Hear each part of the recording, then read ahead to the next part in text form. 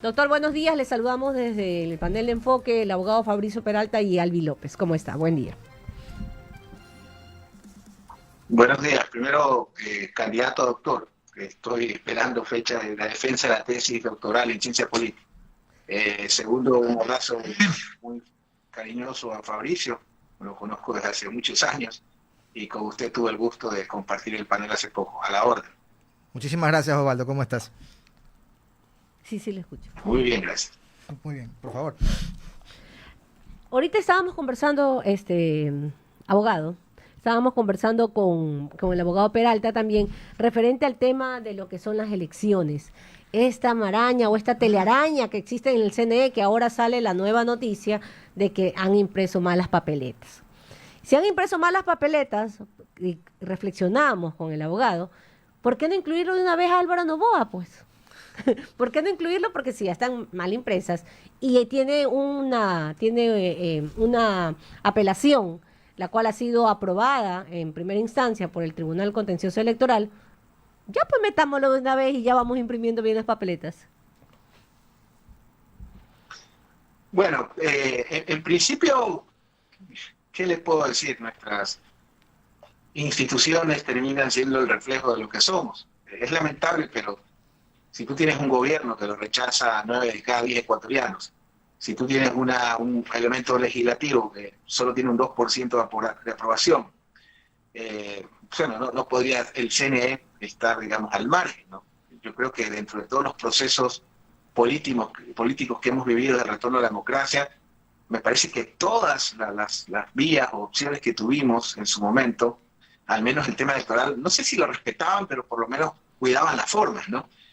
Y a mí me pareciera, que no soy de teoría de conspiración, pero un poco como que se está deslegitimando el proceso ante la posibilidad de que el correísmo termine ganando en primera vuelta, que es una opción. Entonces, es un posible escenario. Entonces, me parece, a veces quiero pensar, si me pongo en esa teoría de conspiración, que es parte de un libreto para deslegitimar el proceso.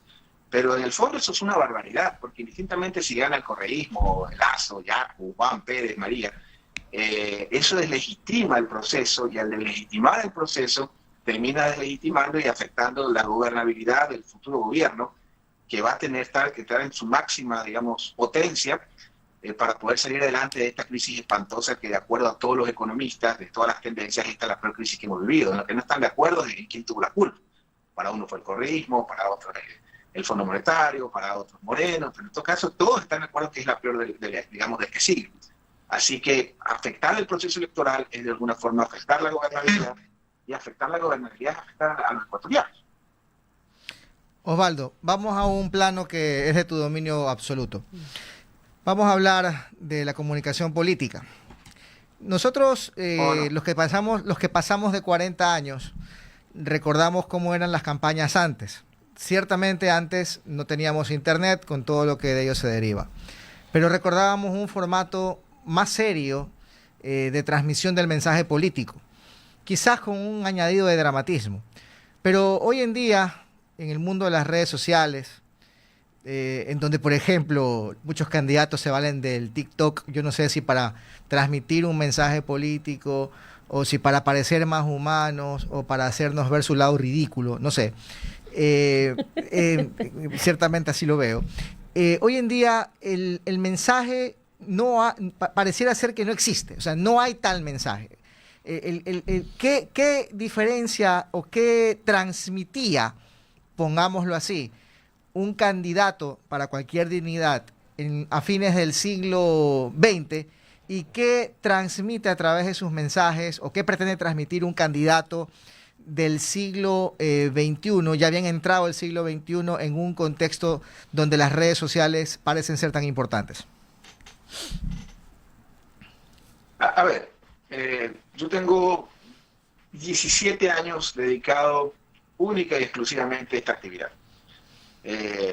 Absolutamente todo el patrimonio que he construido con mi familia ha sido producto de esta actividad. ¿Qué es lo que quiero decir? Que en estos 17 años de haber trabajado a lo largo y ancho de la América Hispana, en procesos electorales, de gobierno, etcétera, yo podría ir a la primera notaría, no sé cuál sea la figura, para hacer una declaración juramentada, de que le podría probar que al menos hoy, no sé mañana, yo ya planes a más de 6 meses y plazos no hago, no sé, mañana hay otro cometa, una pandemia, un cometa, yo qué sé, una guerra mundial. Está últimamente el mundo muy intenso. Pero le puedo garantizar que las redes sociales generan más divorcios que votos. Esa sería la primera observación. Pero más allá de la apreciación o el juicio de valor, vayámonos con la evidencia. Evidencia versus opinión. Opinión, todo es digital, las redes sociales tienen un rol maravilloso. Bueno, en Ecuador, durante esta pandemia espantosa que hemos tenido los peores resultados por políticas para mí macabras del recorte, cuando tú denominas gasto a la salud, a la educación, tienes un problema grave. Creo que esa gente debe estar lo más lejos posible de la conducción del Estado. Vemos los resultados, como fue el manejo de la pandemia, sobre todo en Guayaquil, ¿no es cierto? Que no te voy a contarle al guayaquileño la tragedia que vivimos. Entonces le pongo ese ejemplo porque producto de esa tragedia, en la costa, de 2.800.000 niños de las escuelas públicas, 1.400.000 no pudo estudiar. Por 3 razones. Primero, porque no tenía un plan de internet, ¿sí? Segundo, porque no tenía el aparato. Mire, pues le voy a poner un ejemplo. Esto que hablamos de que los impuestos acaban con todo. Bueno, pues liberamos a las laptops, a las computadoras portátiles de todo. No pagan ningún arancel, ¿no? Y estamos pagando las laptops más caras del planeta. Y no, que en Estados Unidos son más baratos. Mentira. Yo le pido a los escuchas que se metan a cualquier almacén de Colombia o Perú o del vecindario. No nos vayamos a Estados Unidos. Y vean cuánto cuesta el acelerón, que es el modelo básico, en esos países y cuánto cuesta en nuestro país. ¿No es cierto? Entonces, en ese contexto, por eso es importante la mano del Estado en ese sentido para poner orden ahí, por eso hagan una importación de 2 millones y les aseguro que gratuita y bajan los precios. Entonces, en ese contexto, usted puede ver cómo esos 2.800.000 niños no pudieron estudiar ni por la conectividad, ni por el aparato, la computadora o el celular. Entonces, claro, usted va a ver al vendedor de troles, al vendedor de redes, del software mágico, que le va a decir que las redes son todo. Bueno, la evidencia nos dice otra cosa. Entonces, y eso le comento. Entonces, hay un artículo muy interesante en El Universo, que creo que lo hizo mi amiga Gisela Ronquillo, si no me equivoco, y hay un artículo más interesante en una versión de La Vistazo, ya habría que poner a investigar a que le interesa, donde el porcentaje de docentes públicos, si los niños, la mitad no podían estudiar, de los docentes, ¿no es cierto?, un 70% no tiene un plan de internet. Entonces ahí vienen estos conceptos de que la caridad resuelve el problema, y un almacén le regala una computadora vieja, una foto. La caridad no resuelve el problema. Obviamente ayuda, es maravillosa, pero es el Estado el que tiene que resolver ese tema de la educación pública. Entonces estamos viendo lo que provoca el recortar temas tan básicos como declarar gasto a la salud de la educación. En este caso, lo que pasó con lo de la salud no debe contarle. Ya vimos que Haití tuvo una mejor respuesta y todos los países africanos que están en los índices más bajos del mundo en materia de índices Gini y pobreza tuvieron una mejor capacidad de respuesta que nosotros. Entonces, en el ámbito digital no hubo conectividad y cuando vamos a las áreas rurales, esto se dispara, ¿ya? Si hablamos de que fue un 45% de niños que no pudo estudiar, cuando ya hilamos finos, en la ruralidad esas cifras son del 90-85%. Entonces, a todo el que me dice, todo es digital, bueno, el grueso son los sectores populares, que son finalmente, bueno, nosotros en lo que llama Durán Barba el círculo rojo, la burbuja, donde ustedes, nosotros, los analistas, ustedes, la prensa, los panelistas debatimos, discutimos, filosofamos, pero en el día a día, la señora María, de don Manuel, que me está escuchando en este momento en Monte Sinaí, o en Chillogallo, en Quito, o en el sur, en Conocoto, o en las periferias del Ecuador profundo, la gente no está metida en esa discusión y no tiene el más mínimo interés de lo que sale en las redes sociales. Es más, les pongo otro argumento y no voy a hablar tanto. Cuando nosotros medimos, ¿sí?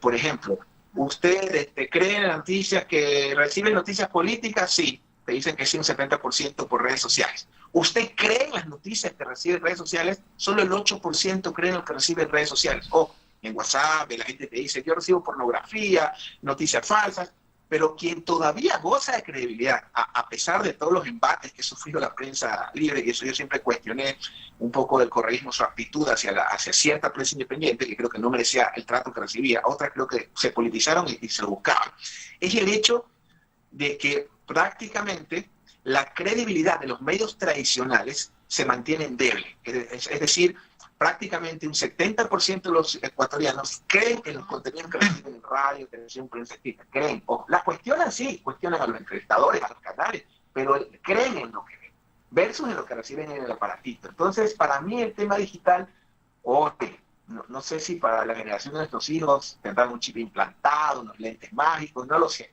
Pero al menos hoy la incidencia digital no es tal como la pintan los vendedores de drogas. Perfecto. Pero de todas maneras, Osvaldo, entiendo perfectamente el punto. Tú sostienes que las redes sociales no lo son todos, no lo son todo, porque finalmente pocas personas tienen conectividad digital. Entonces, hay un gran sector de la población que no tiene acceso a los mensajes que se pasan a través de las redes. Pero para aquellos que somos consumidores, por decirlo así, de los servicios digitales que dan las redes o que somos muy activos en redes sociales, como es mi caso, por lo menos en Twitter, lo cual de vez en cuando me pasa factura, los que somos consumidores de servicios digitales, recibimos los mensajes de los políticos. Y yo por lo menos te puedo decir desde mi perspectiva como elector, como ciudadano común, que no hay mensaje. El mensaje es vacío. Por lo menos yo recuerdo que en las campañas del pasado, antes de la incursión de las redes sociales y de la internet en nuestras vidas, los mensajes, populistas o no, tenían más contenido. Entonces, ¿a qué apelan? Y dejemos las redes sociales de por medio. Saquémosla de la mitad. ¿A qué apelan hoy en día los mensajes políticos que los candidatos nos quieren inocular a través de sus pautas o de sus publicidades? ¿A qué apelan? A ver, ahí Fabricio te dio una corrección, ¿no es cierto?, que se me escapó. No hay que confundir redes sociales con comunicación digital. Son dos cosas diferentes. Okay. ¿Sí? Las redes sociales sí son herramientas, pero ya la comunicación digital es otra cosa. Es decir, portales, generación de noticias comprobadas. O dicho de otra forma, la comunicación digital es más formal. Ejemplo, no sé qué tanto te gusta la música inglesa, a mí no mucho, pero hay un cantante, digamos, heroico o muy conocido que era Freddie Mercury. Él tiene una canción que se llama Radio Gaga, una cosa así por el estilo. Radio Gaga. Y esa canción, exactamente, esa canción, el origen de la historia de esa canción es interesante. Cuando empieza el embate de la televisión, los dueños de las radios temían que su negocio iba a desaparecer. Entonces le piden a Mercury que por favor les haga una canción, porque era en ese tiempo el top, digamos, en el Reino Unido y en el Occidente. Estamos hablando de principios de los 80, mediados de los 70. Entonces ellos les piden que hagan algo por la radio. Entonces la canción básicamente lo que habla es de la importancia de la radio. Entonces pasó el tiempo y hoy por hoy, si usted tiene $100 en una campaña y no sabe dónde pautar en redes, en radio, yo le diría 1 millón de veces radio. ¿Sí? Porque en la evolución de la televisión, la radio no desapareció. Y pensaría, y esto ya habría que sentarse a escribir un libro, y lamentablemente hoy estoy en una etapa productiva, probablemente esté en capacidad de escribir y cuando tenga tiempo, después de los 60 años, ¿ya? La radio finalmente se ha fusionado, ha hecho el Internet funcional. Si ustedes se dan cuenta, el Internet ha terminado siendo funcional a la radio y la radio se ha potencializado con el Internet. A diferencia de la televisión, que yo creo que el formato tradicional de televisión que usted y yo conocemos va a desaparecer. La radio se va a mantener. Coincido. Entonces, es importante determinar qué es la comunicación digital. Y obviamente yo no soy ni Castells, ni Chomsky, no soy ninguno de esos extraordinarios pensadores. O Laclau, extraordinario pensador, creo que es el más influyente del siglo XX en los foros académicos y del XXI también. Entonces yo, digamos, no estoy en ese nivel. Tendría que sentarme un poco a dilucidarlo, pero al menos en lo que puedo decir en mi práctica profesional y en los contenidos que puedo elaborar, creo que la la comunicación digital es una fortaleza que uno no puede obviar. Entonces no hay que confundir redes con comunicación digital. Es una pata más de la mesa. Ahora, sobre lo que pasa en nuestro país, es una barbaridad. Ya esta gente se ha preocupado más en ser influencer o tiktoker que ser estadistas. Y efectivamente, uno podía discrepar con el doctor Rodrigo Borja, pero Borja era un estadista. Uno podría discrepar con León Febres Cordero, pero León Febres Cordero, y es un caso atípico. Yo creo que León Febres Cordero fue el último empresario estadista, creo, de nuestra historia. Yo, al menos en la parrilla, como decimos en materia de comunicación, no veo, digamos, ningún cuadro empresarial que se proyecte, digamos, como en su momento Febres Cordero. Bueno, yo creo que Febres Cordero tuvo una característica, ¿no? Él entendió que ya no podía estar vinculado a los gremios empresariales y a los productivos y empezó a hacer política y se desvinculó totalmente del tema, ¿no es cierto? Entonces, nunca politizó, digamos, su ejercicio como dirigente gremial. De la producción.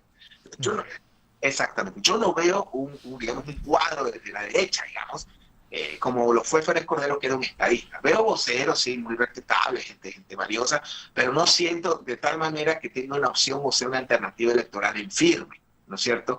Entonces, en ese contexto, sí, no tenemos estadistas, tenemos tiktokers, influencers, y es una elección atípica en ese sentido. Yo lo que más veo es una suerte de luchas conceptuales, dentro de los pocos que las entendemos o las interpretamos, pero efectivamente la campaña es impresentable. Y ni le digo el manejo de parte del CNE. Yo le pregunto, Fabricio, usted que es abogado, ¿quién va a pagar la factura de esas 6 millones de papeletas que están ahí votadas? Bueno, de eso estábamos conversando justamente con Albi antes de que tú entraras a la entrevista, y yo me imagino que ahí la Contraloría General del Estado tendrá que lanzar uno de esos informes que al final quedan también como hojarasca y no van a ninguna parte. Pero, perdóneme, Albi, una pregunta, Osvaldo. Hablemos de las encuestas, ¿ya? ¿Qué valor tienen hoy en día como fuente de credibilidad las encuestas, como instrumento para medir las preferencias del electorado? A ver, bueno, tú has sido profesor universitario muchos años y tutor de tesis, y sabes perfectamente el valor de la investigación cualitativa y cuantitativa, ¿no es cierto? Entonces, en ese ámbito son extraordinarios. Dicho de otra forma, yo les creo a todas, todo, menos intención de voto en presidencia. ¿Ya? O sea, nivel de ánimo, nivel de conocimiento, todo les creo. ¿Ya? A mí me parece que Ecuador se parece mucho a República Dominicana, un país donde cada candidatura tiene su encuestadora de planta, un país al que amo profundamente. Por ahí tengo su bandera, creo que la tengo acá. Atrás está. De hecho, es muy parecido a Guayaquil. Esa es la de Panamá. Ah, perdón, sí es de Panamá, tienes razón. Yo tengo una bandera de cada país donde he trabajado. Entonces, en Dominicana, un país al que amo profundamente. De hecho, a mí Santo Domingo se me parece, es Guayaquil con playa, ¿sí? Y con muchos hermanos afro, ¿no? Entonces, en Dominicana, cada partido tiene su encuestador de planta.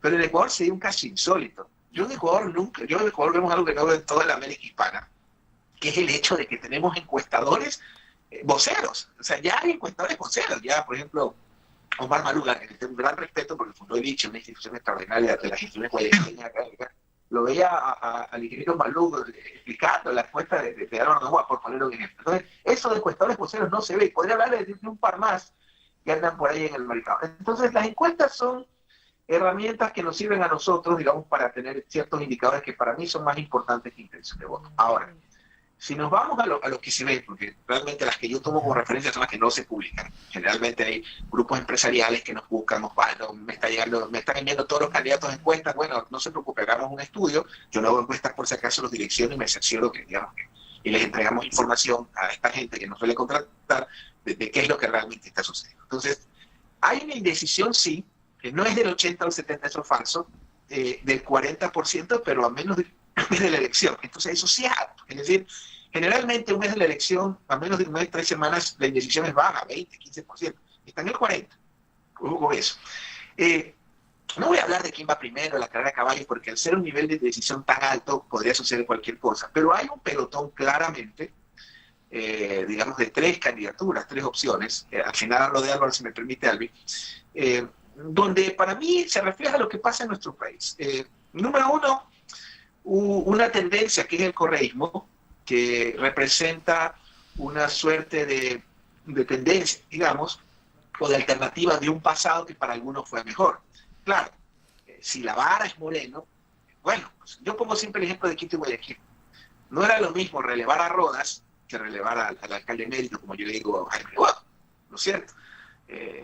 Rodas terminó yéndose por la ventana, no por la ventana, digamos, pero salió sin pena ni gloria, y terminó Yunga ganando por penales, digamos, con un margen del 20%, ¿no? Porque había que relevar a Rodas. En cambio, en Guayaquil, Rodas tenía 8 de aceptación, Nebot terminó cerrando con 60, 57 de aprobación. Pues no es lo mismo relevar a Rodas que relevar a Nebot, que es lo que pasó en Guayaquil y Quito. En el ámbito nacional, si la vara es Moreno, un gobierno que lo rechaza, tiene un rechazo, es que mire, hay un indicador más importante que la aceptación del gobierno. ¿Cuál es el patrimonio más grande de Fabricio Peralta, o de Albi, o de Lorio Ochoa, o de su servidor? La palabra. La palabra es el bien intangible más fuerte de un ser humano. Yo, por ejemplo, de pronto Fabricio me habla, yo soy enemigo de los contratos, yo funciono con la palabra. Obviamente facturo, pero a mí me basta la palabra. Y a veces por temas hay que hacer un contrato. Pero yo funciono, recibo llamados de atención de mi esposa, de mi mamá. Yo siempre voy a morir así. Para mí la palabra es el valor más poderoso que tiene un ser humano. El 97% de los ecuatorianos no creen en la palabra del presidente, para que tengan una idea de lo fuerte que es el tema. Entonces, que el correísmo esté como está, tiene explicación. Primero porque es la oposición formal al gobierno, a un gobierno que lo rechaza el 90 y a una presidente que no le cree el 97. Y obviamente, si el parámetro es Moreno, y tienes un gobierno como el de Correa que lo evalúan 4 sobre 10, 5 sobre 10, si el parámetro es Moreno que lo evaluan 1, incluso la gente en las investigaciones nos pregunta si no hay el 0 como opción. Entonces lo del correísmo, más allá del populismo, del socialismo, de que salimos Venezuela, Haití, que ya nos convirtieron en Ecuador, creo, no hablamos de eso, lo que nos han convertido, sino lo que podríamos ser. Entonces, hay un sector de la población que siente una nostalgia. Obviamente hay otro sector de la población que lo repudia, lo considera una banda delincuencial, etcétera, pero hay un sector de la población que siente una nostalgia por este pasado que, entre comillas, fue mejor. Esa es una alternativa, socialismo del siglo XXI. Tienes otra alternativa que creo que es el candidato del establishment, el candidato Knight, el candidato de los gremios, de los medios, que es Lasso, digamos, que debió ser la opción alternativa y sin duda. O sea, yo creo que Lasso no capitaliza el resultado del 17. Creo que deberíamos estar discutiendo con quién va a ir Lasso en la segunda vuelta o si ganaba en primera vuelta. Eso suele pasar en otras democracias. Entonces me parece que Lasso no capitalizó ni trabajó el resultado del 17, empantanándose en un fraude que no pudo probar. Sin embargo, es una opción porque tiene dos contenidos muy fuertes para mí la campaña de Lasso. Primero, el tema del empleo. Es una impronta que queda, digamos, ¿no? Uno tiene que ser consecuente con lo que plantea, ¿no? Entonces, en el caso de Lasso, yo creo que si Lasso se centrara solamente en el empleo y no se politizara, es contradictorio que alguien que no fue a la universidad te hable de que la CIMESID no sirve, por ejemplo, ¿no?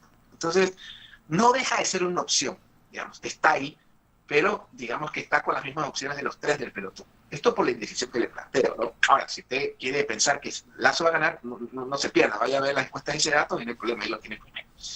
En el caso de los indígenas, yo creo que ellos tienen un acierto y un error. Los indígenas son producto de un proceso social. No entremos en el debate si fue vandalismo, si fue heroico, no importa, eso ya es y ojo, yo estoy de acuerdo que hubo vandalismo, eso es un delito. No sé si hubo terrorismo, si hubo venezolanos ovnis disfrazados que vinieron de Nicaragua, no sé dónde, de Rusia, pero lo que sí sé es que hubo vandalismo porque lo hicieron secuestro. Pero más allá de eso, del juicio valor o si hay un delito, eso la voz me puede aclarar, más allá de ese ámbito, octubre es lo que impulsa esta fuerza política, ¿no? Y tiene sentido, no hay que ser un genio. Y tú le tiras piedras o organizas una convulsión social a un gobierno que lo rechaza el 90%, que por seguir para mí una agenda macabra como el Fondo Monetario. Para mí eso es como en toda América Latina. Tú vas retirando en un año 10 centavos al mes y listo, la gente no lo siente. Pero bueno, entonces el gobierno aplica estas medidas de shock, ¿no? Y se genera esta convulsión social. Y esa convulsión es la que nos presenta en la palestra a los hermanos indígenas, ¿no? Porque si no había octubre, probablemente el candidato de la Punayo de Pachacuti no pasara el 2-3%, como ha sido históricamente. Entonces, son una opción ahí que para mí no están todavía capitalizando del todo octubre. A veces yo siento como que hay dirigentes que reniegan de lo que sucedió, pero eso fue lo que nos puso en la palestra. Entonces, yo no descartaría de estos tres actores, digamos, pueden estar en cualquier escenario, ni tampoco descartaría este escenario, digamos, de un triunfo del correísmo en primera vuelta. Entonces, dicho de otra forma, podría suceder cualquier cosa, yo no soy adivino, pero lo serio aquí es plantear escenarios, ¿no? Entonces, yo pensaría que hay todas las opciones de que existe el señor Lasso, Yacu o Arauz en segunda vuelta y un eventual escenario donde incluso el correísmo podría ganar en la primera vuelta. Tenemos otra pregunta, abogado. En primicias dice, CNE y Pichincha dispone la suspensión de propaganda de candidatos a UNES. Dice, las 4 piezas suspendidas cuentan con la imagen y voz en el contenido de Rafael Correa. La participación del expresidente en la campaña está limitada debido a la sentencia en su contra. ¿Qué opinión le merece esto de aquí? Mire, los spots no son para ganar Óscares, sino para ganar votos. Y las piezas terminan siendo funcionales a una estrategia electoral. Para mí, es un error más que ha cometido el gobierno, que parte de que podamos hablar de que el correísmo está en vigencia es precisamente porque el gobierno nacional se encargó, digamos, de fortalecer el relato del martirio del correísmo. Ejemplo, no sé si se acuerda de la señora Pavón, el señor Hernández encadenado en la televisión, que para mí eso fue una barbaridad, pero en todo caso, y ojo, el correísmo está cosechando lo que sembró, cuidado, pero creo que el gobierno simplemente lo que ha hecho, lo que hizo, es fortalecer ese relato del martirio del correísmo. Y ese tipo de situaciones, por ejemplo, lo que le comento a la señora Pavón y señor Hernández, el habernos tenido como Alvarito un día sí, un día no, que si se inscribían o no se inscribían, y ahora esto. Yo creo que es una tontería que están cometiendo en ese sentido, por un lado, el fortalecer ese relato, y el segundo, no haber dejado participar a Álvaro Noboa. Entonces, no sé, a veces quiero pensar que se están curando en salud, deslegitimando el proceso, de tal manera que si gana el crimen prevaldano, no, el proceso no vale. Pero esas son exclusivamente conjeturas mías de las cuales me hago responsable. Es un tema sumamente complicado. ¿Y qué opinión le merecen los debates, abogado? Muy buena pregunta. Ya tenemos ya tuvimos el debate que lo hizo Diario El Comercio, ahora tenemos el debate que viene, que lo organiza la Cámara de Comercio de Guayaquil y la UES. ¿Qué opinión le merecen? Usted va a meter en problemas, pero bueno, no me gusta ser deshonesto y tengo que ser sincero y decir lo que pienso, porque yo no hago opinión pública ni para buscar amigos ni clientes, ¿no? Para eso hago campañas electorales. Yo creo que el Ecuador, muchas de las cosas que pasan en nuestro país terminan siendo el reflejo de lo que somos. Yo he recibido unos 4 videos de este gremio, al que respeto profundamente, donde su presidente nos explica que el socialismo no es nice, que qué sé yo, que la van a desdolarizar. Entonces, tú no puedes organizar un debate si abiertamente estás en campaña contra las posturas. Entonces, yo respeto profundamente a la UES, es una universidad a la que amo. Yo viví muchos años en mi vida, fui docente universitario y a sus autoridades les debo tanto, pero en todo caso, yo si fuera candidato, en el caso de Arauz, yo me iría, básicamente porque uno de los organizadores principales está en activa campaña. Digamos, es prácticamente la central de campaña del otro candidato. Y discúlpeme que lo diga, dice que no es nada y no suena bonito, pero usted no me entrevista para hacer relaciones públicas. Entonces, yo creo indistintamente que es una institución extraordinaria, centenaria, de la cual somos orgullosos los guayaquileños como el Cuerpo de Bomberos. Creo que básicamente es un debate que está deslegitimado porque está en campaña activa contra una de las tendencias. O sea, lo que opina tiene validez, porque abiertamente lo hacen en redes sociales, abiertamente en las entrevistas, lo dicen, de que van a desdolarizar, o sea, ya van frente a un solo candidato. Yo recibo pasando un día un video donde me explican que voy a hacer Venezuela y que Arauz es Satanás y Correa, etcétera. Entonces, ahora, y ese es Arauz. Yo creo que Correa, yo creo que podemos estar de acuerdo en muchas cosas, que diga delincuente, populista, lo que usted quiera, pero Correa no es tonto. Y obviamente Arauz, tal vez Correa podría ir a ese debate de muerto de risa, con cancha en contra, sin cancha en contra. Pero en todo caso, yo pensaría que es un debate, un ejercicio que debería centrarse sobre las universidades o gremios que no estén politizados. Yo Importante reflexión. Solo iba a apostillar lo que estás diciendo tú, en el sentido de que ciertamente Arauz es el candidato de Correa, pero Arauz no es Correa, y una cosa es Arauz... No. Y déjame terminar la idea, ¿no? Una cosa será Arauz en el evento de que llegue a la presidencia, o sea, una cosa será Arauz con poder, como de la misma manera en su instante Lenín Moreno se convirtió en otro Lenín cuando tuvo poder. Es distinto, ¿no? Osvaldo, a mí me gusta mucho la historia, y te quería preguntar lo siguiente. ¿Tú estimas que existe desde el año 84 para acá una especie de maldición con respecto a los debates? Porque siempre se ha dicho, y no sé si eso sea verdad, porque no lo he podido estudiar, siempre se ha dicho que León Febres Cordero ganó la presidencia de la República a raíz del debate televisado que mantuvo con Rodrigo Borja en la segunda vuelta. Hay que recordar que en la primera vuelta presidencial ganó Borja, y en cambio León Febres Cordero tuvo que remontar. Y este debate, que muchos recordamos, yo era un niño todavía, pero recuerdo haberlo visto, estaba de moderador Alejandro Carrión, si no recuerdo mal. Este debate, dicen, decidió la elección. E hizo que las personas, al ver a un candidato agresivo, les gustó ese estilo de discurso, le dieron sus votos a Febres Cordero, y finalmente Borja tuvo que esperar 4 años más para ser presidente. A raíz de aquello, se piensa, quedó una especie de maldición en el ambiente. ¿No saben qué? si ya vamos de finalistas, mejor no debatamos, porque candidato que va ganando no debate, ¿correcto? ¿Tú qué piensas acerca de aquello? ¿Existe esto desde entonces hasta acá? ¿Es una cuestión que viene ya como una especie de cábala, por decirlo así? No, mejor no debatir porque trae mala suerte. A ver, para mí los debates son fundamentales. El problema es que no los hemos formalizado o institucionalizados en nuestro país. ¿No es cierto? Es decir, por lo menos desde los últimos 10 años no ha habido una institucionalización o formalización de debates. Desde mi punto de vista, como pasa en el IFE, que lo organiza en México, debería ser un tema eminentemente en manos académicas, punto. Obviamente con el aval del organismo electoral. Se acabó, ¿no? Donde tú, por ejemplo, la UNAM, que es una universidad extraordinaria en México, tienes a la UNAM, tienes a la UAP, la Benemérita Autónoma del Pueblo, o la Ibero, que son universidades de mucho prestigio, digamos, en México. Tú tienes el aval de esa universidad y el organismo competente. Yo creo que aquí tenemos que institucionalizar los debates y formalizarlos. Por lo pronto han terminado siendo herramientas políticas o meetings de X, Y, Z, como la encuestadora, ¿no? Hoy. Ahora, la otra pregunta, ¿qué incidencia tienen o cuál no tienen? A ver, el debate de Flores Cordero fue extraordinario, porque si Flores Cordero era candidato del Partido Comunista, ganaba igual la elección. ¿Me explico? El debate estuvo sobre la ideología, la postura, pero se lo llevó adelante la persona.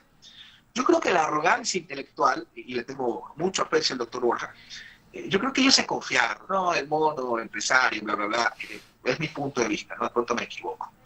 Porque uno pensaría, leyendo los currículos previo al debate, si nos trasladamos a esa época, tú decías, bueno, lo va a revolcar, ¿no? Digamos, un politólogo extraordinario, Escritor. Serie, eso no podemos negarle al doctor Borja. ¿Perdón? Escritor también, Borja, de temas políticos. Total, la enciclopedia, acuérdate cuando Ramiro Larrea nos mandaba que paz descanse, mi querido maestro, siempre pensando y recordando, Ramiro Larrea nos hacía leer la enciclopedia de la política del doctor Borja. Entonces uno pensaba, estamos hablando de un Borja de 40 años, 40 y tantos, en su lucidez más amplia y empezando su proyección intelectual, que él debía ganar, pero Flores Cordero fue tan contundente, y yo a mis alumnos, he sido docente prácticamente de todos los posgrados de comunicación política del mundo hispano, que yo les hago ver a mis alumnos esa pieza, ¿no? Porque fue tan contundente, ni siquiera es un tema de brillantez o intelectualidad, fue tan contundente el manejo del ingeniero Flores Cordero, que realmente simplemente lo terminó ahora. Entonces daba lo mismo si él era de izquierda, de derecha, no importaba, era la persona que se lo llevó encima. Ahora, la incidencia que tenían los debates en los 80, mediados de los 90 máximo, era totalmente diferente. Pongo un ejemplo. En la Argentina, el debate de Alfonsín y Bider tuvo un 82% de rating, ¿no es cierto? Televisión, que era muy raro. Uh-huh. El debate entre Macri y Scioli tuvo un 7% de audiencia. Entonces, la incidencia que tienen hoy los debates versus la que tenía hace 20 años ha variado totalmente. Y la incidencia que pueden tener los electores, claro, nosotros, los generadores de opinión, los analistas, los panelistas que filosofamos, sí, hay que hablar del debate, etcétera, etcétera. Pero realmente hoy los debates en el hombre de a pie no tienen mayor incidencia. Y esto se puede cuantificar. Entonces, en ese contexto y en ese escenario, hay que tener claridad un poquito de que para mí son ejercicios fundamentales y la incidencia electoral que tenga o no tenga creo que debe ser secundario. Muy bien, perfecto. Es un tema sumamente apasionante esto de la política y sobre todo lo de las elecciones. ¿Qué esperaríamos entonces los ecuatorianos para el 7 de febrero? ¿Qué es lo que deberíamos hacer o pensar en por quién votar? Sin apasionamientos políticos, simplemente reflexivo. Mire, yo estoy muy preocupado, porque si uno revisa, coteja los indicadores, no hay intención de voto, eso al menos a mí o a un profesional formal, serio, el indicador que menos le importa es intención de voto. Olvidemos de cara de caballo. Si yo me llevo por los indicadores cualitativos, que son más importantes que los cuanti, el cual y me dice los por qué, yo le puedo decir que tenemos todos los indicadores para una gran convulsión social, peor que la de octubre. Realmente, en eso Osvaldo Hurtado siempre decía, él, alguna vez lo escuché al maestro, él decía, los procesos sociales uno siempre sabe cómo empieza y nunca cómo termina. Entonces, en ese escenario, con toda la situación que estamos viviendo, en manos de las peores manos. Yo siempre he pensado que el juicio Correa salió demasiado caro. ¿No? Eso debió ser un tema eminentemente institucional, no sé si había que fusilarlo, castración química, exonerarlo, rectificarlo. Eso debe ser un tema institucional. Y lamentablemente el gobierno hizo del juicio Correa una política de Estado y moneda de cambio político con muchos actores. Entonces, esta serie de circunstancias que vive el país nos tiene con muchos indicadores que a mí en lo personal me preocupan muchísimo, porque a diferencia de hace 4 o 5 años que usted me entrevistaba, que yo era soltero, no tenía hijos, puedo irme a la capital de América Latina que me da la gana. Hoy tengo un hijo y yo quiero morir y ser enterrado en este país. Entonces, quiero pensar, y García Moreno, para mí un extraordinario jefe de Estado, uno de los referentes de nuestra... De hecho, de ahí está Don Eloy, más allá lo tengo a García Moreno y a Bolívar y Olmedo. Entonces, creo yo que García Moreno, dentro de las cosas extraordinarias que hizo por nuestra construcción como nación, fue haber consagrado el Ecuador al corazón de Jesús.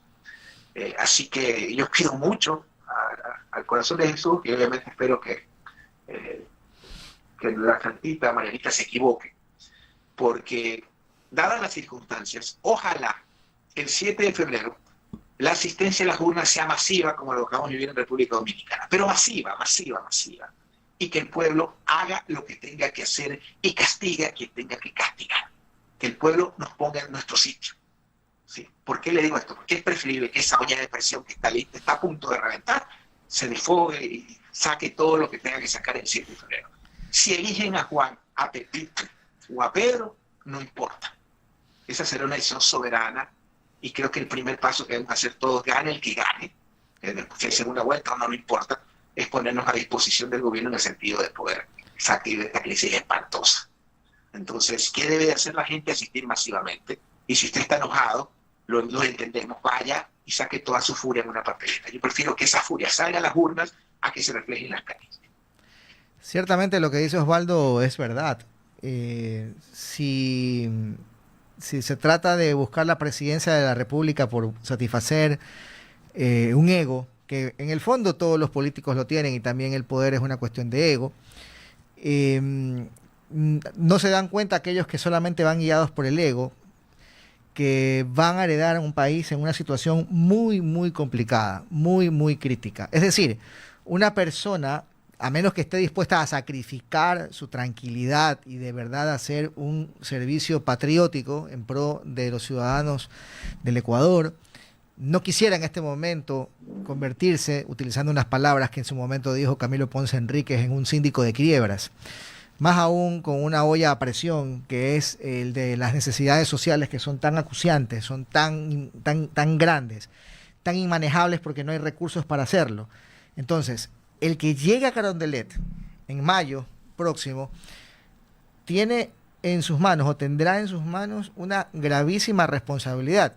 ¿Cuándo no la ha tenido? Siempre el que ha llegado a Carondelet la ha tenido, pero en este caso la coyuntura, el contexto en el que nos hallamos determina que esa persona, cualquiera que sea su signo político o la ideología que teóricamente defienda, deba afrontar grandes dificultades y ciertamente, Osvaldo, esperemos que el que sea elegido democráticamente sepa rodearse de colaboradores eficientes que estén dispuestos también a empujar este carro que se llama Ecuador y también a poder sostener la democracia, porque no sé si me sigas en esta línea, pero también cuando la democracia no cura, cuando la democracia no alimenta, cuando la democracia no educa, cuando la democracia no da seguridad a sus ciudadanos que mueren en las calles bajo las armas del AMPA, la gente desconfía de la democracia como sistema y empieza a cuestionar si es que la democracia es verdaderamente un camino o una vía para vivir en sociedad.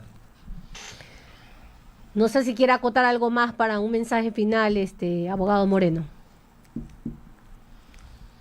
Bueno, yo coincido 100% con Fabricio y es lo que yo llamo los mínimos innegociables, los mínimos imponderables. Yo creo, mire, lamentablemente, y me vas a disculpar lo que te voy a decir, Fabricio, la gente como tú no da el paso. La gente como tú no sale en las papeletas. Gracias, Osvaldo. Osvaldo. Una persona que yo admiro, aprecio, con todo respeto. Yo tengo un gran respeto, hermano. Yo te conozco hace muchos años. lo ideológico es intrascendente. Eso es como, yo tengo amigos judíos, amigos musulmanes. De hecho, yo tenía compañeros, en una clase donde yo estudiaba relaciones internacionales, yo era mi compañera de la embajada de Israel y tenía la delegación palestina en la misma clase. Éramos grandes amigos, ¿no? El objetivo era sacar el máster. Entonces, yo creo que hay unos innegociables imponderables, que yo no los estoy escuchando en ningún candidato. Les soy transparente. O sea, por ejemplo, la dolarización. Yo creo que, olvidémonos del... No, es que para mí el costo fue espantoso. Chicos de 30 años, esa fue la generación. En Estados Unidos, Vietnam es como el punto de inflexión a las drogas. Para mí, nuestro punto fue la crisis del 99. Porque salieron casi 3 millones de padres de familia. Calcule, saque la cuenta de un país que en esa época tenía 10 millones de habitantes. Los niños criados por la tía, por el primo, por el vecino. Por eso hay tanta drogadicción. O sea, hay puntos de inflexión terribles. Entonces creo que hay negociables imponderables. La dolarización, por ejemplo, que para mí tuvo un curso espantoso, pero finalmente fue como una quimioterapia, ¿no es cierto? Nos hizo pedazos, pero salimos adelante. Entonces eso hay que defender, ¿no es cierto? La dolarización. La propiedad privada. Yo creo que ya todas las líneas de pensamiento moderno, de derecha, izquierda, respetan a la propiedad privada, ¿no es cierto? Es fundamental. Y el otro concepto, no importa si es liberal, socialista, LGBT, lo que le dé la gana, la gratuidad y universalidad de la salud y la educación, ¿sí? Yo creo que después de lo de marzo, ya discutir al menos el estado de bienestar en materia de salud, creo que ya no se puede discutir. Entonces, cuando hay esos acuerdos mínimos, ¿no? Y hay gente decente, yo prefiero un socialista, un delincuente liberal, o un liberal honesto, o un socialista delincuente. Cuando la gente como Fabricio, ¿no es cierto?, gente que conozco y respeto, dé el paso, o nos hagamos cargo de la cosa pública. Yo la verdad he rechazado algunas candidaturas, porque el día que la acepte les daré las entrevistas en el parque, porque me botarán de la casa. Pero en todo caso, creo que es fundamental entender eso, acuerdos mínimos, innegociables, imponderables. Cuando la gente habla de impuestos, en lo personal, yo creo que no hay que crear ninguno más. Ni crear ni quitar, cobrar bien lo que hay. Si yo fuera presidente, o si fuera eso, le sugeriría al presidente de la República a la lista de los 10 evasores más grandes, meter los presos al día siguiente y todo el mundo paga. No hay que crear ni quitar. Entonces, creo que eso es fundamental. Y lo más importante, y con esto concluyo, la institucionalización, lo que nos blinda, al menos, bueno, yo en eso discrepo a veces, yo sí reivindico el populismo, pero desde el punto de vista de la CLAO, como una reivindicación de los sectores más desposeídos, donde tienen acceso a la conducción. El problema es cuando esto se hace humo, te venden humo. Pero la institucionalización, las instituciones fuertes blindan a las naciones, ¿no? Usted puede botar espuma, gritar, patalear, pero cuando hay instituciones sólidas, ¿no?, los países y las sociedades se blindan. Entonces creo que la gran apuesta que debemos de hacer todos los hombres y mujeres de este país es aportar a instituciones sólidas. ¿Y cómo se aporta a instituciones sólidas? No se pase la roja, no coime al vigilante, no pida, no pague comisiones, denuncie. Entonces, mientras el Ecuador no tenga instituciones sólidas, ¿no es cierto? Mientras no haya el poder que yo creo que no hay otra vía. Las instituciones sólidas blindan a las naciones, ¿no es cierto? Entonces, ojalá llegue ese momento en que respetemos las instituciones y que estos innegociables, imponderables, no estén en la mesa para discutirlos, sino para implementarlos. Y obviamente no vamos a coincidir en todo, jamás. Pero creo que eso es fundamental. Ha sido un diálogo muy fluido con Osvaldo Moreno. Él es consultor político, nos ha suelto un montón de dudas, nos ha dado un poco de luces. Le ha tirado flores, también usted abogado. Sí, es verdad, a veces no, las personas adecuadas no son las que se lanzan. Y otro punto que también dijo el abogado Peralta es que no cuentan con un equipo colaborador profesional que vaya a ser como ese motor que necesitan para seguir jalando ese carro que se llama Ecuador. Entonces puede ser bueno el líder, pero no es bueno el equipo que lo acompaña. Desde luego, yo también quiero agradecer a Osvaldo por su comparecencia aquí ante estos micrófonos. Yo te deseo, como siempre, mucho éxito. Te agradezco las palabras que me has dedicado, no me las esperaba realmente. Pero sí, yo creo que más allá de que no me he metido en política todavía, porque siempre hay que decir todavía, creo que todos tenemos un grado de responsabilidad con nuestras omisiones en la sociedad en la que participamos. Tenemos que también colaborar o contribuir al desarrollo del país. De momento, en mi caso, desde el ejercicio de mi profesión. Quizás adelante, no lo sabemos, Dios dispondrá. Así es, muchas gracias. Le mandamos un fuerte abrazo al abogado Moreno.